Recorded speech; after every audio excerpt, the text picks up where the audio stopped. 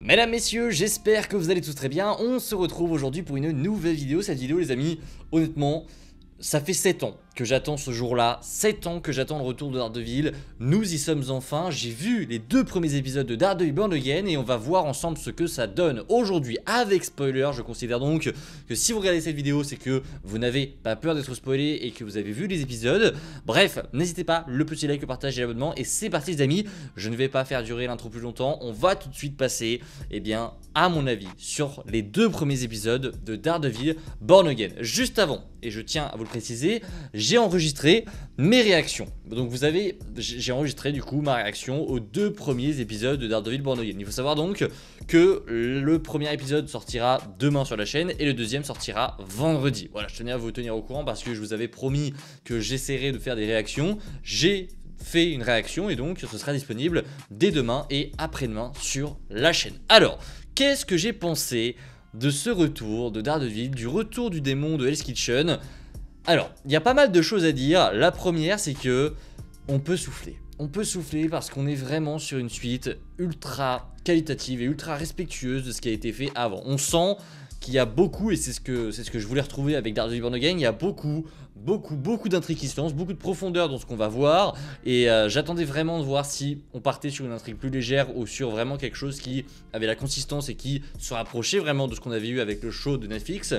C'est le cas, on est vraiment sur un show qui repart sur les mêmes bases, qui repart sur des intrigues qui vont se lancer un petit peu partout, mais avec des intrigues qui sont différentes de ce qu'on avait vu, qui sont un petit peu plus, on va dire, appropriées au MCU d'aujourd'hui. On a donc Wilson Fisk qui devient maire, on a Matt Murdock qui lui évolue avec ce qui s'est passé, on va y revenir, mais voilà, on va forcément retrouver des choses qu'on avait avant, tout en, et ça c'est ce qui m'a beaucoup plu, on va vraiment apporter une espèce de modernité, je trouve, à ce nouveau show.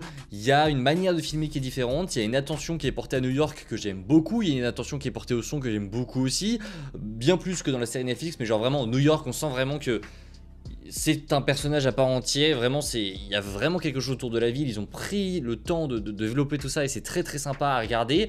Au niveau des sons c'est pareil, il y a des effets très stylés, alors on joue beaucoup avec la mise en scène sur Matt, le fait qu'il ait donc le pouvoir d'entendre tout de très loin, ça c'est très sympa, mais on sent vraiment, et le son joue vraiment avec nous. Je pense à un moment où on entend des battements de cœur, je vous promets, j'avais mon casque, vous le verrez dans la réaction, ça me tapé dans les oreilles, mais on entendait vraiment le son très très fort et j'aime beaucoup le fait qu'on joue avec ça, j'ai trouvé ça très très stylé.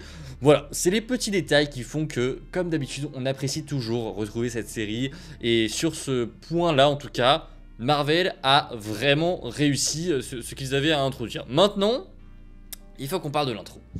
Il faut qu'on parle de l'intro parce que bordel, alors je sais pas combien de temps ça dure exactement, les 15 premières minutes de l'épisode, bordel. Je crois que je n'ai jamais vu un truc aussi stylé sur Disney+. Mais genre vraiment, c'est même quasiment une évidence. Les 15 minutes qu'on vient de voir, pour ceux qui ont vu la série Daredevil, c'était très très fort comme moment. C'était un moment très très fort, c'est très intense, mais on y va à tirer quoi. Au bout de 2 minutes, il se passe quelque chose d'assez grave et ça arrive d'un coup. Vous allez voir sur la réaction, je m'y attendais pas. Alors, je savais à peu près ce qui allait se passer, mais ça arrive vraiment d'un coup. Tu t'y attends pas vraiment et c'était exceptionnel. Enfin, le début de cette saison, c'est magique, enfin vraiment je suis resté bouche bée devant le truc, c'était incroyable, genre vraiment on t'a proposé une performance d'entrée qui était vraiment ouf et on sent que voilà, dès l'entrée ils ont voulu nous montrer que on partirait sur autre chose mais tout en restant sur un projet qui sera qualitatif.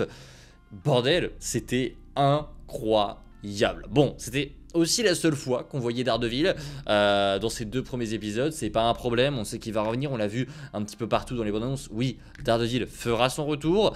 Maintenant, je pense qu'on ne le verra pas, alors peut-être dans l'épisode 3 à la fin ou l'épisode 4, mais en tout cas on va pas le voir avant un certain temps et on va pas le voir du tout après ça dans les 2 premiers épisodes. C'est pas un problème parce que ça va dans le sens de l'intrigue, hein, très clairement. On sent que la mort de Foggy, du coup, pour ceux qui ne savaient pas, voilà, la mort de Foggy a impacté la vie de Matt et la vie de Karen. Alors, pour moi, il y a peut-être un petit défaut que je pourrais trouver, c'est que malheureusement, on a un peu supprimé toute leur vie d'avant. Mais genre vraiment, tout a été quasiment supprimé.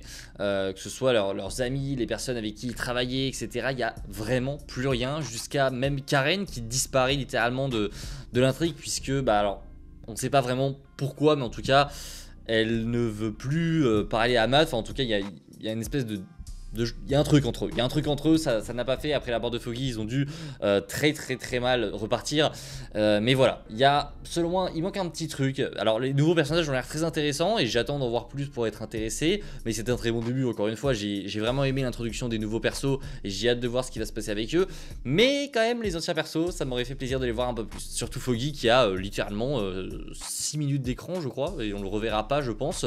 Bon, c'est pas un problème, moi je vous le dis, hein, tant qu'on repart sur de bonnes bases, et ce qui est le cas, donc c'est très rassurant pour la suite, mais il faut que ces personnages soient très attachants parce que le level était très haut dans la série Netflix et j'ai hâte de voir si Marvel va réussir ou non. Pour le moment, je vous le dis, ça part très bien. On retrouve évidemment Wilson, Vanessa qui était là avant. Wilson, j'ai beaucoup aimé la manière dont il a été introduit.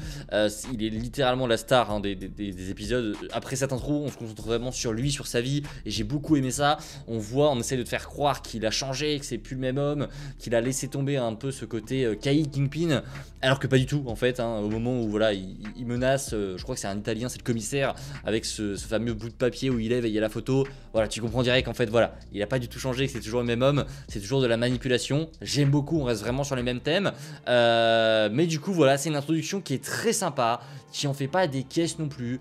Il n'y a pas 36 000 scènes d'action, je dirais qu'il y en a ouais, 2 majeures, pas plus. Il y a la scène du coup d'intro qui est vraiment très grosse, et on a la scène de fin de l'épisode 2, mais à part ça, ouais, il n'y a rien de très spécial. On a l'introduction aussi de Hector pardon, qui est donc White Tiger, et ça c'est très cool, j'ai hâte de voir ce qui va se passer avec lui, suite du coup à son procès. Tout va dépendre de comment ça va se dérouler maintenant, vu que Matt vient littéralement de fracasser les flics, donc à voir, mais j'ai hâte de voir ce que ça va donner avec White Tiger.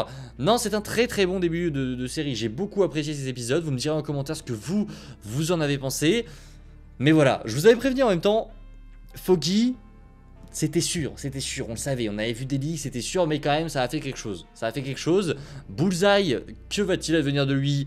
J'en sais rien. Alors il y a des plans qu'on n'a pas encore vu de lui, il y a des plans dans la bande-annonce qui étaient là et qu'on n'a pas encore vu, donc je suppose, du coup c'est même sûr qu'on va le revoir.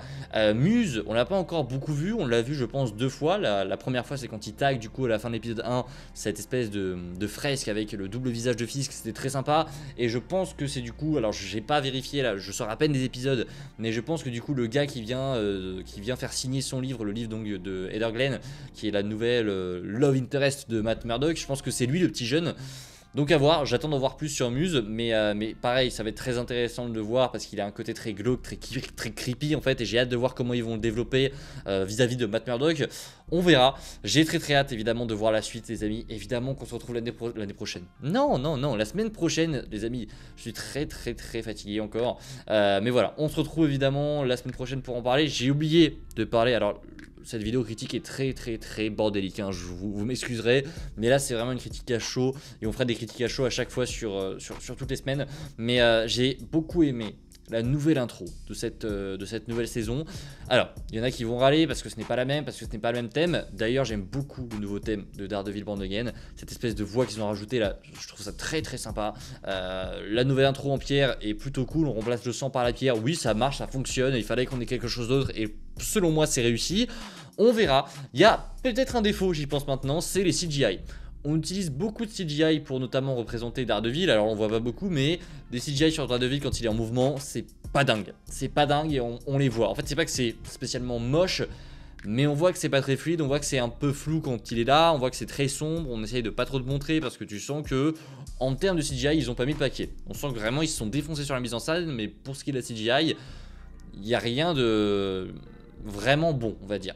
Bien que quand Daredevil est apparu pour la première fois, cette mise en scène, avec le fait qu'on le voit monter, etc., qu'il atterrisse avec la musique en même temps, merci Marvel pour ce moment, c'était absolument une scène, vous allez le voir dans ma réaction, c'était incroyable. Bref, les amis, on arrive au terme de cette première vidéo de critique à chaud, évidemment, ça ne s'arrête pas là, on est en live ce soir pour en parler, pour en débattre tous ensemble, et je vous ai dit, les vidéos réactions arrivent très vite, donc d'ici là, n'hésitez pas à me dire en commentaire ce que vous avez pensé de ces 2 premiers épisodes, et je vous dis à très vite, c'était Spidey les amis, prenez soin de vous, c'est toujours le plus important, je vous dis à la prochaine, ciao tout le monde.